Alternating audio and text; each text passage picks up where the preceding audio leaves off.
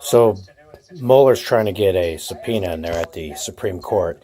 And here's what I think's going on. The newspaper showed us that Turkey just had a foreign minister busted for having a company that's in charge of doing large amounts of building in Turkey that looks that it might have a relationship to Donald Trump. The person within the company is stating that he doesn't have the ability to come forward for the subpoena because he has the privilege of being in the government.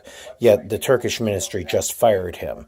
I think this is a relationship issue with Donald Trump and his company. Donald Trump has multiple companies around the world and multiple platforms, and company number A is just the company he has in Turkey. They have a company in Ukraine, company in Russia. He doesn't have any companies in Saudi Arabia anymore. I believe he liquidated all 8 companies out of Saudi Arabia and brought that through Nexus in London and brought the money back home. So he's not really worried about Saudi Arabia.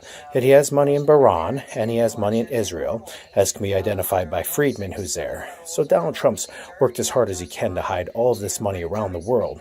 And this is going to be a big problem for Donald Trump because these are assets he never claimed and reasons for him to create the idea of what he's done with his government system, giving away our country to other countries.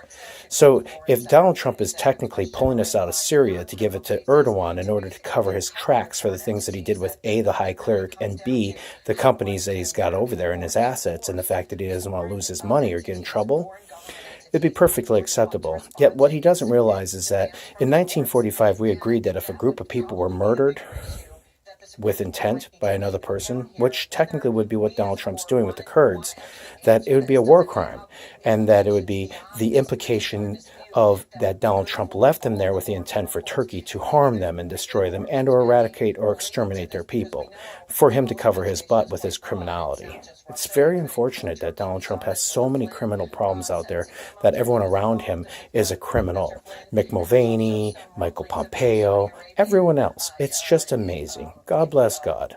And Mr. Mattis, you're a great guy. Good for you. You did good by our country. God bless God. Merry Christmas.